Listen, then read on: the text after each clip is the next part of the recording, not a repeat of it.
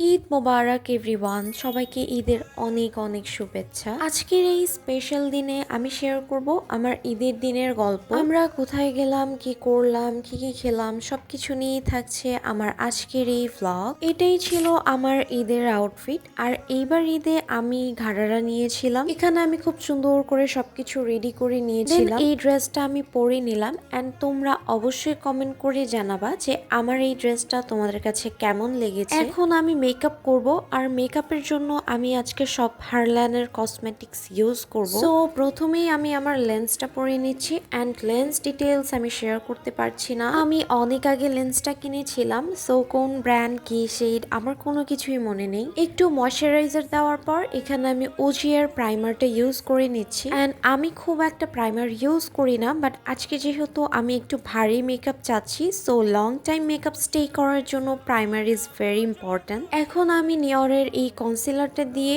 আমার eyebrows curve out and I বেসটা করে নিচ্ছি। এটা এত ভালো একটা কনসিলার যে এইটার উপর আই শ্যাডো জাস্ট খুব সুন্দর করে বসে যাচ্ছিল। এখন আমি নিয়রের এই ফাউন্ডেশনটা দিয়ে আমার মেকআপের বেসটা করে নিচ্ছিলাম। এরপর ইউজ করছি নিয়রের এই প্রেসড পাউডার। তোমরা যারা একটা বেস্ট প্রেসড পাউডার খুঁজছো তারা এটা নিয়ে নিতে পারো। অফ ক্যামেরায় আমি liner and white Kajal apply করেছিলাম, আর এখন আমি মাস্কারা অ্যাপ্লাই করছি অ্যান্ড লাস্টে আমি একটু হালকা করে ব্লাশ দিয়ে নিচ্ছি। এই তো আমার মেকআপ ডান। এখন আমি একটা একটা করে আমার জুয়েলারি গুলো পরবো। সো ফার্স্টেই আমি একটা একটা করে দুই হাতে চুড়ি পরে নিয়েছি। ড্রেসের সাথে ম্যাচ করে এখানে আমি ইয়াররিংসও পরে নিলাম। আমার ঈদের আউটফিটটা অনেক বেশি গর্জিয়াস থাকার কারণে আমি জুয়েলারি গুলো একটু সিম্পল রাখার ট্রাই করেছি। এই তো আমার ফাইনাল লুক। আর আজকের লুকটা কেমন লাগলো অবশ্যই আমাকে কমেন্ট করে জানাবা। রেডি হয়ে আমরা চলে গেলাম রমনা পার্কে। আর যে দেখি এত রাশ, অনেক মানুষ চলে এসেছে। আর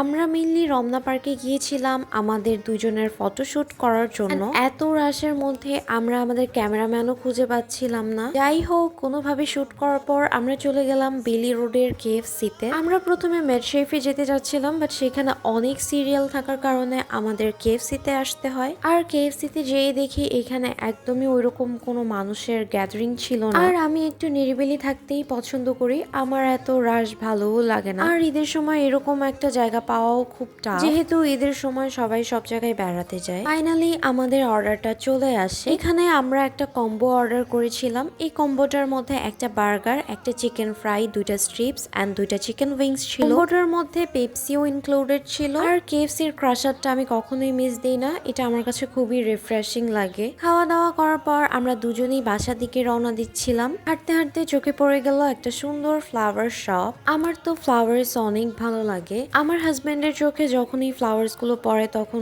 ও আমাকে সবসময় একটা ফ্লাওয়ার কিনে দেয়। সবাই কিন্তু অবশ্যই মাশাআল্লাহ বলে। যাই হোক, আমার আজকের ভিডিওটা আমি এখানেই শেষ করছি। দেখা হবে আবার নেক্সট কোনো ব্লগে। আল্লাহ হাফিজ।